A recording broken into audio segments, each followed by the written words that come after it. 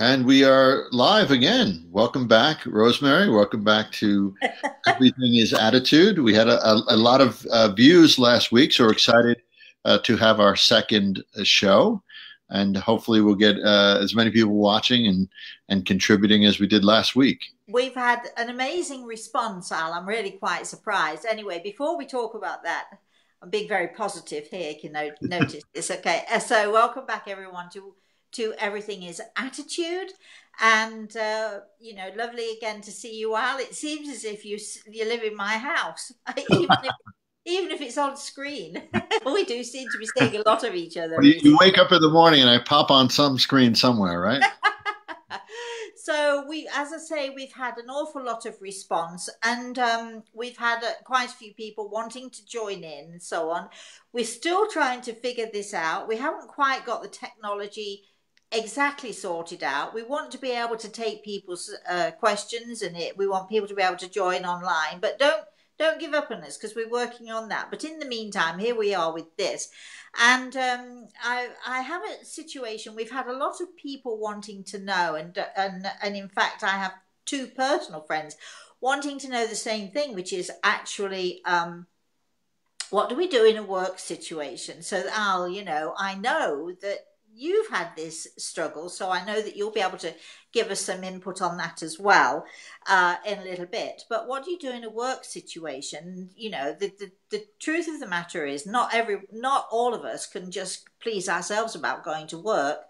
And most of us, if we have a boss, we have to comply with the rules and regulations. And sometimes we're in a situation we perhaps don't have a great boss. We perhaps don't have the situation of having a great boss or a great working environment. What do we do in that case? And I've got Karen, who has been having real difficulties apparently this week. She's had a situation at work, and there's been a lot of changes at work. I'm sort of narrowing down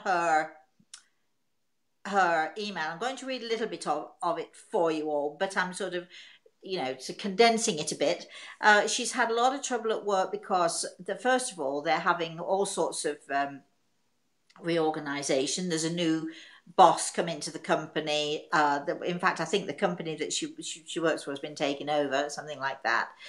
But so she's had all of that stress, having to learn new computer skills, all of these things that she sort of had been very stressed about. And she actually wrote and said how great it was in a way, because she's been able to practice all those positive thinking skills and working on positive thinking and so on. However, this week, apparently, I have to tell you, this is a long thing she sent to me. But so this week, apparently, she's had trouble with the air conditioning of all things, and there's no air, and she's in a little tiny room, and it's 114 degrees, whatever that is.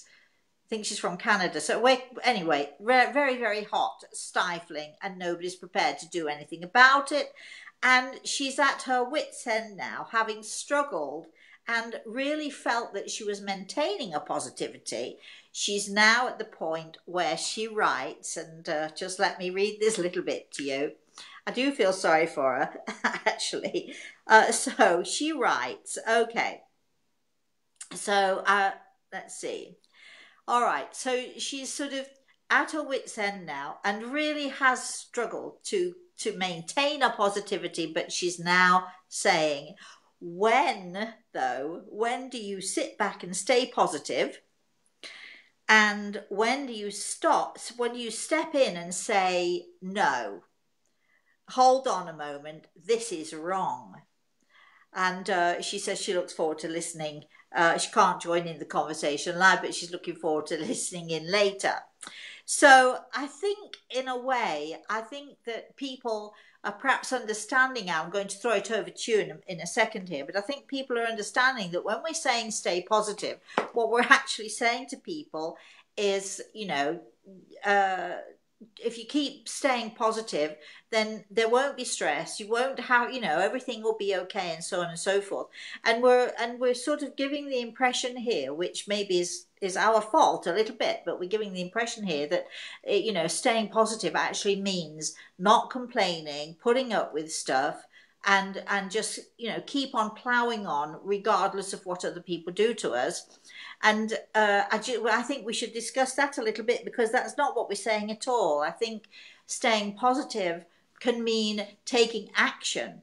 And I think Karen should be taking some action now in a positive way.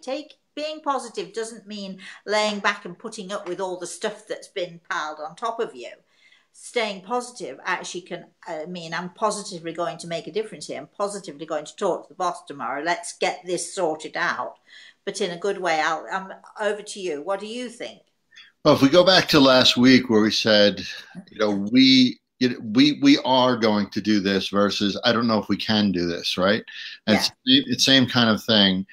I think people, when they're trying to stay positive, the old expression "grin and bear it," comes to mind, and that's not necessarily true. We don't mean to just kind of take things and not have feelings about it or not be aware about things. It's actually the opposite, right? You want to kind of understand what's happening to you, but look at it in a way that's productive, that's positive, that's you could kind of forge change if you want to forge change. Well, let's just. I'm just going to bring you back to that. But you made a really good point here. Staying positive, everything is attitude, is not about grin and bear it. Correct. Totally not about grin and bear it, and that's a perfect phrase. So explain, can you sort of go into that a little bit more?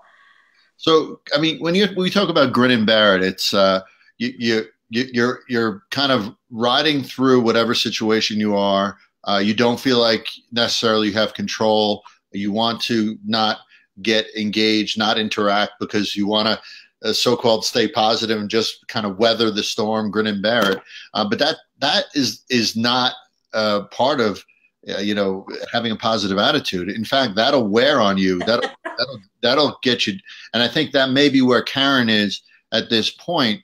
That she's thinking she's staying positive when in fact she's really wearing herself down, rather than taking action in a positive way. Right? You could take action in a positive way by saying, okay, this is not an acceptable situation. This needs to be changed. Let's see how we could change it without going in and screaming, without going in and setting fires or whatnot. Go in a positive way, an intelligent way. I think this is where everything is attitude comes in, right? Mm-hmm. Because when you grin and bear it, all right, when you are trying to stay positive and being positive to the point of grinning and bearing it, that's when people start to explode. And that's where their attitude becomes very poor, because then people start to think, well, it's the boss's fault. So you're going down that negative road. You're going down in a negative way. You're thinking of things. So you start then, you become so frustrated and so angry about the situation. No matter how positive you're staying, it feels as if someone's pounding at you or pounding on you and using and abusing you. And that's when people's attitudes start to become negative, as opposed to being positive. So I think it's also very important to remember that there is absolutely nothing wrong with complaining if you've got a reason to complain, if you've got a good reason to complain. But having the right attitude when you're complaining, or if you have something that you have to deal with, using the right attitude and positively determining that you are going to use the right attitude, because everything is attitude. I think it's very important, if we use the right attitude, we can actually go to our boss, or we can go to whoever it is we have a problem with the right attitude. And the right attitude, I think, in this type of circumstance is to, think about your boss, go in there respectfully and, not shout and scream or not be frustrated. Don't let yourself get to the point of being frustrated over a thing. Sit down with your boss or whatever, however you communicate initially. I'd like, can we sit and talk, because this and this and this is happening. Is there something that you could possibly do about that for me? Is way better, a way better attitude than, you know, hey, this has been going on for ages and I'm sick and tired of it.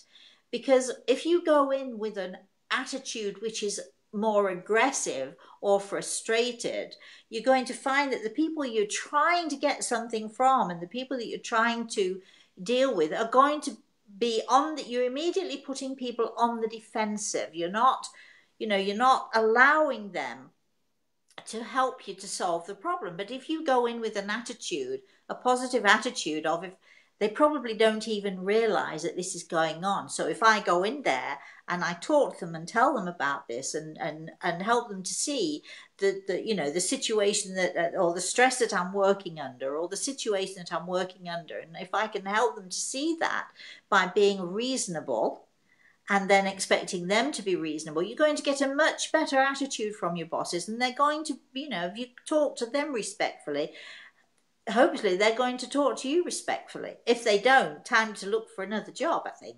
What do you think, Al? Yeah, I mean, even if you go into a situation, any situation, whether it's your boss or someone else, and you're going in there with kind of guns ablazing, so to speak, and you know you're really irritated and it's visible, it's palpable. You Even if your boss or whoever you're talking to would have agreed with what you're saying, they essentially, a lot of people will essentially turn off or block that and say, whoa, and not even think rationally once it gets to that point. So it's paramount to go in, even when your blood is boiling, you know, and as someone who deals with some anger stuff, it's not always easy. It definitely is not easy, especially when it's something that it affects you. Can I say it's easy when it's easy? It is easy when it's easy. but when you're sweating and miserable in your office, and it's been getting to you, like in Karen's case, for a few days, it really is a challenge to. That's where the positive attitude is the challenge, right? That's where it really has to kick in. Not grinning and bearing it, but saying, all right, let's stay on the up and up. Let's stay positive. Let's stay in control. Let's stay cordial, so that I can convey my message to those who I have to, so that my situation can get better.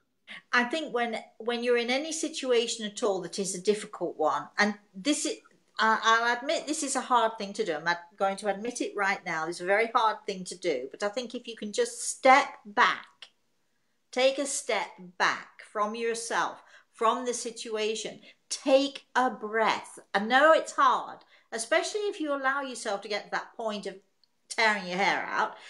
I know that it's hard, but if you can just take a breath and step back and calm down and say, all right, look at the situation as calmly as you possibly can.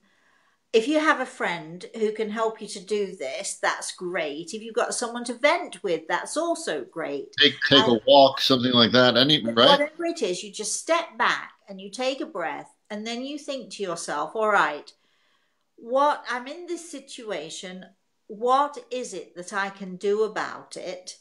And once you start to think in a reasonable way and you've taken a step back, I think that then you have a much better chance of being able to deal with the situation and to sort it out in a way that is beneficial to everybody. Your boss, if you come at someone and attack someone, or you're so frustrated, and I get it, people get so frustrated in situations, and you come at them, you know, sort of in an aggravated or a frustrated way, or even if there's a slight irritation to your voice, that the person you're complaining to, or that you're venting to, or that you're trying to deal with, or trying to change your situation, even if they might agree with you, they're going to have a hard time supporting you if you've been disrespectful enough to be rude to them from the get-go. Mm-hmm. There's another situation, and I can talk about this from my own personal life lessons, let's say. I'm an extremely sensitive person, and I suspect that, you know, so many of us have a tremendous sensitivity, and because we're sensitive in you know, in different ways, our level of sensitivity can actually stoke the fires, or if we feel that somebody's being indifferent to us, or ignoring us, or ignoring our situation, our sensitivity kicks in. But because I do what I do, and I know that I'm an extremely sensitive person, which is a very good thing. Let's be clear about that. The most sensitive people are the nicest people, in my view. When someone is rude to me or mean to me, or, and I've learned this has not been an easy lesson, but I've learned it over all of the years that I've been doing this. I've learned that when someone is rude or aggressive or mean, or they say something that, I might find offensive, I have learned to take that step back. I have learned to take a breath and to step back and to think about what someone said or did, and to ask myself this question, which I always ask myself. I've learned this over a long, long, period of time. Did that person mean to upset me? Did that person mean to ignore me? Did that person mean to be rude to me? Or am I being so sensitive that I'm taking offense when that person didn't mean to say or to do or to ignore? And it's about giving people the benefit of the doubt. So if you can, when in any given situation that you have, instead of allowing your own emotions to sort of fire up and to really flourish and ruin your chances of any kind of communication, if you can just take a breath and step back and just give that other person or that situation the benefit of the doubt. Now, if you give the benefit of the doubt, you can come to the conclusion, yeah, well, actually it was me being sensitive and I'm being silly and that's it. Or you say, wait a minute, that person, no, hang on, they meant to be rude, they meant to do this. At which point, having a great attitude means you either, if it's not important, you're going to let it go, and you really do let it go. Or if it's something that's important, you sit down. What I do is, like, my students dread this if I say to them, I just need to talk to you. They dread it because they know that something's coming. But I'm going to say it in a way that is not, I'm not aggressive. I'm just firm, and my attitude is going to be firm, and I'm going to address the situation. I'm going to address it politely. I'm not going to shout. I'm not going to get upset, but I'm going to say, I need to talk to you because you said so and so, and I just want you to know that that really hurt me. Or in case of a boss, this has been going on and on and on, and I just would like to know what it is that you're going to do about it for me. Approach things in a good way, with a right attitude. Al, what do you think to that? I've sort of been talking on a bit there. Okay. So yeah, the one thing about sensitivity that you've mentioned, you alluded to, you can't have or expect, to others to have the same sensitivity you do, right? So if you're real sensitive about something, that word expect again, don't expect that they're just as sensitive, or that they know that what they've done is, in your from your perception, rude. Don't expect them to understand your sensitivity. Right. Don't expect them to behave in a way that is, is the way that you might behave. We talked about this, I think, a little bit last week. We did.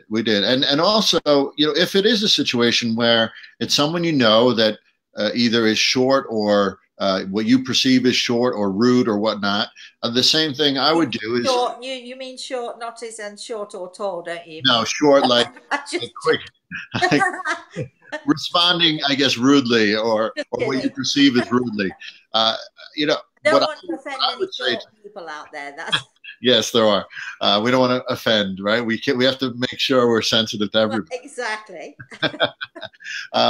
What I would say is to communicate, not in front of everybody necessarily. Afterward, pull that person aside and either put a little bit on myself and say, listen, this is what I was feeling. Is that accurate? Is this something that were you upset about something? Were you upset by something I said? So that it's a communication where I have vulnerability too, and they know that I'm being transparent, and I know, hey, I'm not saying it's you. I just want to know what's going on in the situation so that we could have a dialogue about it.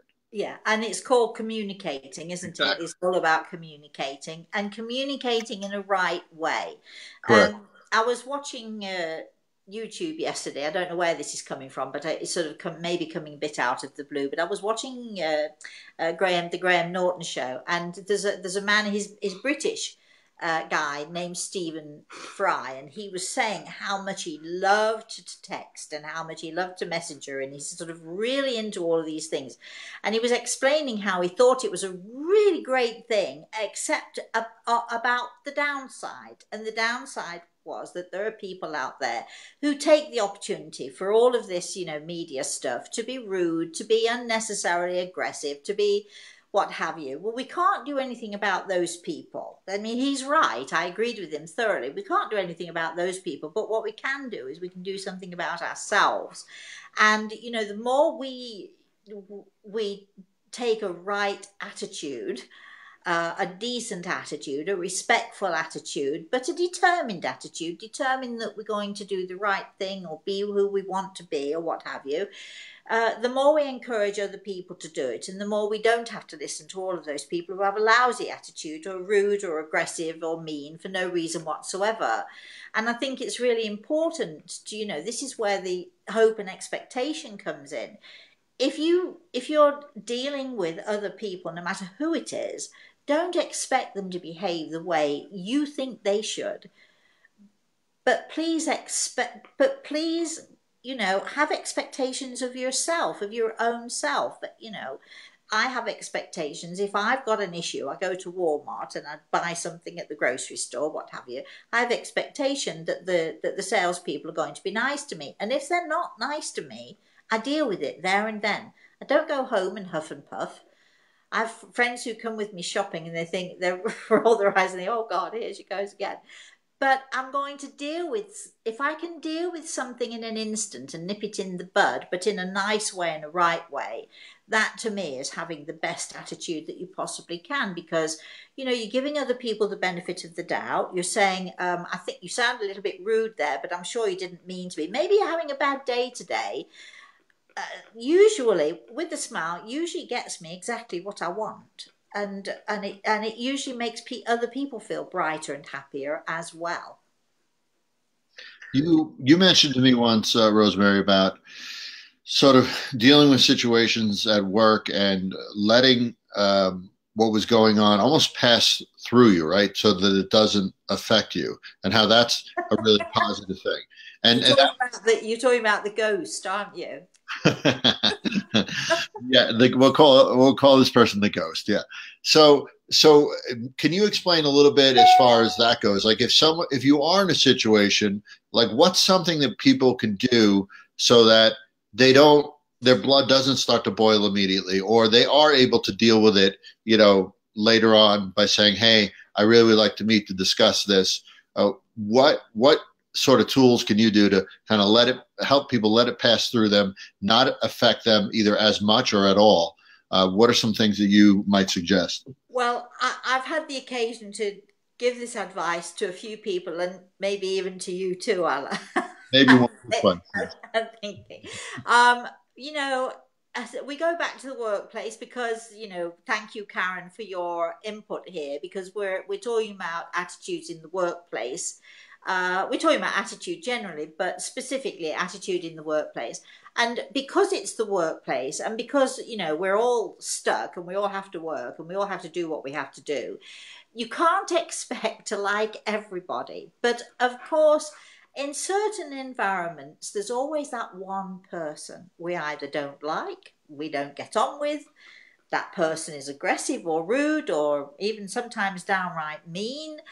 That person, we're walking down the hallway to our office and that person is heading towards us and we immediately groan and think, oh no, not her or not him. Here we go again. And people have this situation, I know a lot.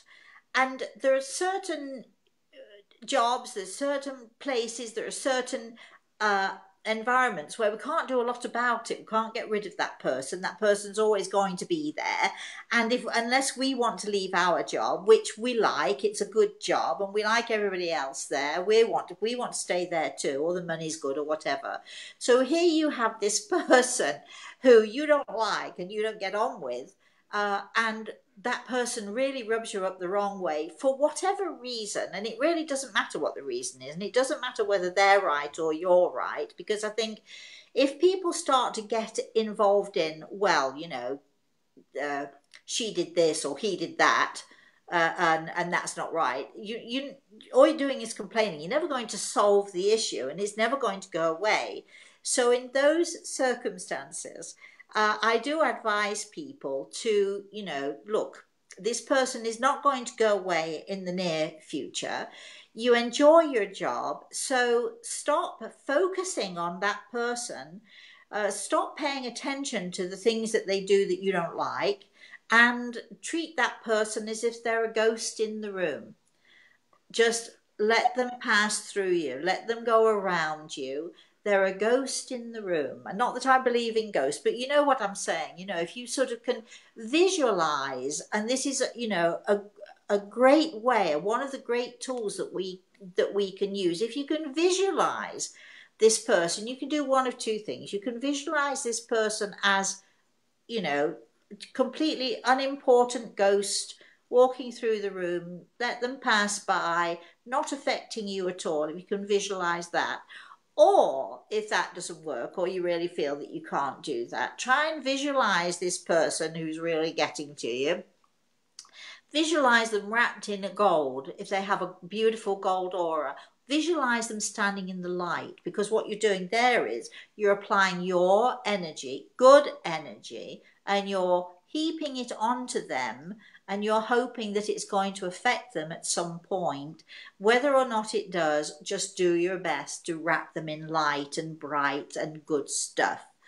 But if that really doesn't work, let them be the ghost in the room. You don't have to interact with them necessarily. If you do, you interact with them in a kind way, in a generous way, in a way that is not, I don't want to say indifferent, but in a kind way, and let them move on. They're out of your vision. Yeah. Rosemary, I mean, the key is not to ignore or be or even act indifferent, right? You're still interacting especially if it's your boss or someone that you report to. You're still interacting in a cordial way, and you have to.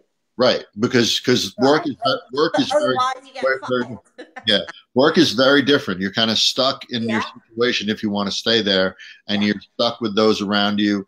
So it's very different than and it's financial means for a lot of people. So to really do that, interact, but just let it kind of flow, like you said, a ghost, or if you want to visualize the light, let it flow and not affect you. That's where it has to stop, right? You can't let it affect you in a negative way. A lot of people in those situations, and I get it because I've done the same thing myself. I'm guilty of the same thing. I'm sure around too.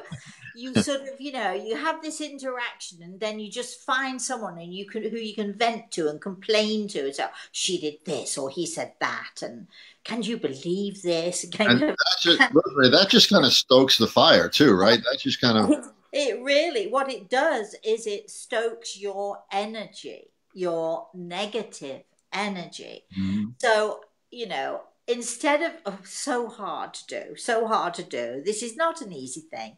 But if you can, you know, say to yourself, when somebody irritates you to the point where you just want to vent and so on, take a step back, take a breath, and think to yourself, wait a minute, maybe this person, look to that person not in an aggrieved way or an aggressive way. Look to that person and ask yourself, what kind of life must this person have led to be so utterly mean, or so utterly indifferent, or so utterly whatever they are? And you look at them and you look at them as human beings having their own struggle and their own difficulties. And then that way you're much, when you start to look at people as human beings instead of that irritating person, if you look at them as human beings, you become much more inclined to be kind, much more inclined to be gentle. You know that Grey Eagle says that our world needs gentleness. And when you start to look at those irritating, frustrating people who drive you up the wall, and if you start to look at them, wait a minute, hold on a minute, let me just step back and take a breath. Maybe they're just having a bad day, or maybe she's married to this awful, awful guy, or maybe he had a, cruel father, or whatever it is. Step back and think that maybe this person that you're really, really finding irritating has had such a tough, rotten life, that this, that they, and isn't that sad for them? So you start to then feel somewhat a little bit sympathetic, or you start to feel a little bit sad about it, or whatever. It makes you more inclined to give the benefit of the doubt and to be kind. Show empathy, be kind. Exactly. Rosemary, we have we're close to time, but we have actually a question from Paul, if we want to.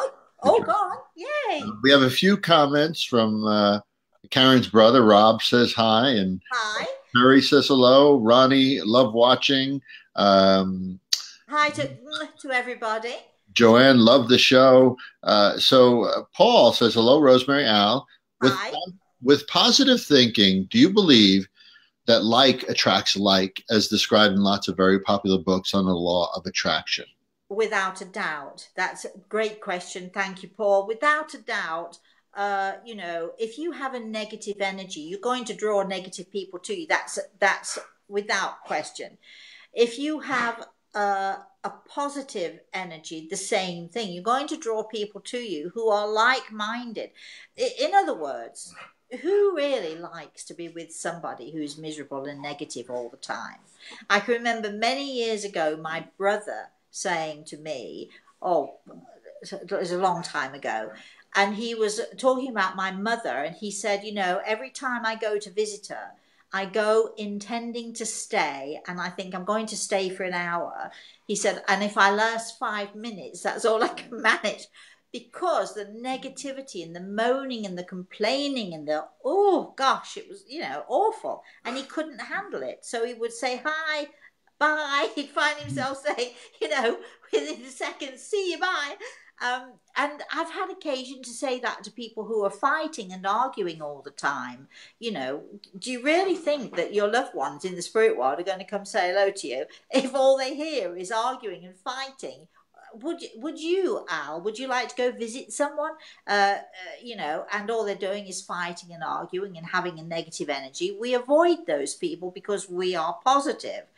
If we're the kind of people who like to stir things up and we're negative and we love to stir things up for other people negatively, then we'd probably be there every day of the week, enjoying being negative with those people. So yes, Paul, like attracts like, very much so.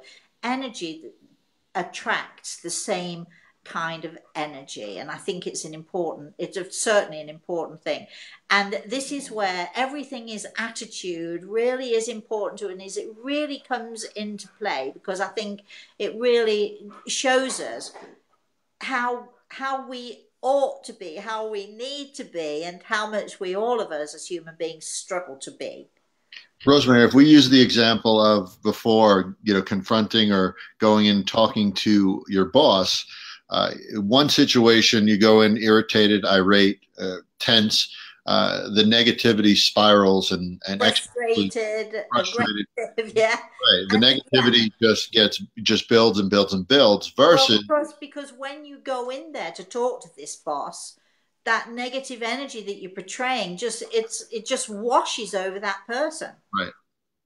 Versus the opposite of that, you go in like we talked about with a positive attitude, and it swings the other way, and the room turns positive, and others in the room that are with that person, or people hearing things from the outside, everything kind of spirals in the positive direction too. So it's your attitude interacts with other people's attitudes, and having that positive attitude affects things exponentially one way or the other. So yes, like attracts like, but it also, you control that, whether you have that kind of positive attitude. And I think you've hit the nail on the head there, Al, completely. You control, we control. Each one of us makes a decision about our attitude. I mean, people say, well, how can you have a positive attitude if you're in prison? And how can you have a positive attitude if you're sick? And how can well, we're not just talking about having a positive attitude. We're talking about having a right attitude, trying to get through all the awful stuff and, grasp the good things, to find that attitude that helps us through the day. I remember going to see a doctor many years ago who said to me, I have patients here of 50 and you would think they were 80, and I have patients here who are 80 who you would never believe were, older than 40 something. He said everything is about the attitude, and it truly is. But it, again, we must say, we're not here saying to people, this is what you have to do. We're acknowledging, Alan, I think it's very important for us to acknowledge this is not easy. Not for any of us. Not for any of us. I mean, you've called me and vented a few times. I'm not sure I've ever called you and vented. I think I might have once or twice. I mean, we all do from time to time need people to vent to. We need people to sort of help us through and to help us to find that positive attitude. It's difficult though if somebody's being negative and they call someone else who's equally negative, you're going to go downhill fast, right? That's why you surround yourself with people that will bring you up too. That could be another episode in itself. But if you surround yourself with people that, when you are struggling to be positive, they say, "Hey, listen, did you look at it this way?" Or just take a breath and see it from their point of view. Stay calm. You take action, but stay calm. Those kind of things. Yeah, I think that's another tool that we have in our toolbox, so to speak. Looking for people who we enjoy, looking for people that we like to go out with. I mean, so many times I have friends who say, "Oh, got to go out with so-and-so for dinner, and I'm not really looking forward to, don't really want to go." I'm thinking to myself, well, why are you going then? Or, hey, change your attitude. It's only for a couple of hours, and if it makes them feel good, or if it's a family obligation, get a grip. It's not your life. You're not having to. I'm thinking of a situation with you, Al. I'm sorry to say this, but I'm not going to say what it is, because if you wanted to say it, that's entirely up to you. But recently, you had occasion to call me and say that there was a particular person in your life. She's driving me crazy, and I don't know what to do. We talked about it, and I said, well, it's not like it's for a lifetime, is it? It's only for 2 or 3 days or 2 or 3 weeks. Right. To grip. Because there are times that we do have to put ourselves into situations like the workplace, which drive us crazy but here's the choice: if we allow it. And each of us have a choice. Other people can dictate what we have to do. We have to go out and earn a living. Maybe we have to dress our kids or feed our kids or whatever it is. There's so many things that other people do have, a say in how we act, how we react, how we interact. But nobody can control what's in here but you. Correct. Nobody is in control of your mind except you. And by the way, I did heed your advice, and it did work out. I'm sorry, I didn't mean to, but I'm trying to listen. It's Rosemary. It's part of us. What we've said a number of times. It's not easy for us all the time either, and that's okay. So we are okay being vulnerable and transparent, because we know it's not easy. That's why we're talking about these things. I really think it would be a dreadful show, Al, if we were the perfect example of how we can all be positive and have a good attitude Right. 100% of the time, because then what would we know? We wouldn't know anything. But We we'd be wouldn't know lying anything, because I right? don't know if anybody gets that. Exactly, exactly. So, because we have had these situations in our lives, we're able to, and we have combated them, and we've learned, how to cope with them. Then that, not that it makes us experts particularly, but it certainly gives us an insight into how we can cope. And I can say for myself, I've lived a lot of years with a lot of negativity around me. I mean, I had a mother who was so negative, it was awful. But we've learned how to deal with negative issues, and I can say that every day, once I get out of bed and I've straightened up my back and I've stopped coughing, I'm just kidding, really, just dealt with all of the issues, I can honestly say that I go through my day with a smile. And even when I'm really depressed, I tend to make fun of myself, because that's my way of retaining that positive attitude that I really strive to have. I do really strive to have it. And so therefore that makes us able perhaps to see into other people and have a little bit of insight into other people and how they struggle with their attitude. Okay, so we'd like to wrap it up a little bit here, Rosemary. Any closing kind of thoughts, comments, or next week we're going to try to have somebody else on. So remember, if you Well, are I would like to have somebody live on. Maybe Paul's there. Maybe Paul could come on. yeah, I mean, Paul loved our answer. So Paul, if you're still listening, we would love to have you on. We Or have anybody else. Al, can you please tell us again the email where people can write to if they'd like to participate with us, because we can do splits. I will put it on screen. Or in the case of Karen actually wrote this diatribe to me. It was a diatribe, I have to tell you. It went on and on and on, and I had to cut it down. But thank you, Karen, for that, because I think it was a really good topic that a lot of people do have difficulty with. But if anybody would if you'd like to email us in, or your issues, or you've got questions that are ongoing now, or if you'd like to come on the show and be on screen with us, and Paul, I'm hoping that you can do it. That would be lovely. And we're looking for people to have on with us, and we're looking for people to share with us, and we're looking to see if we can give some helpful advice, and help people in situations that they're struggling with. So Al, if you could do that email, and in the meantime, all I can say is, I'm having a great time doing this show, but then I've got a great attitude. How about you, Al? Have you got a great attitude? I have a great attitude.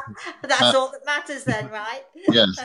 Uh, so it's info@everythingisattitude.com. If you want to leave comments here as well, you could do it in the stream, which on Facebook, and share away with. Oh, please share. Can you please share, everybody? Yes, yes, We've had everywhere. such a response last week. We're hoping we're going to get an even bigger response this week. We're trying our very best to make this success, because we know that lots of people are going to benefit from this. Right, Al? And Paul said he'll give it a go. So Paul, just connect with me and I'll give you the details. There you are, you see. All right. Great. All right. So thank you very much again, Rosemary, and thank you to everyone who was tuning in. Still so excited about this and looking forward to how this evolves. And in the meantime, until we see you again, because we do have YouTube live on Thursday mornings, we're going to be doing all sorts of other things, plus classes. Don't think I've forgotten, because I've not. In the meantime, please, please, please, as you all will know, I like to end with, have a very, very blessed day.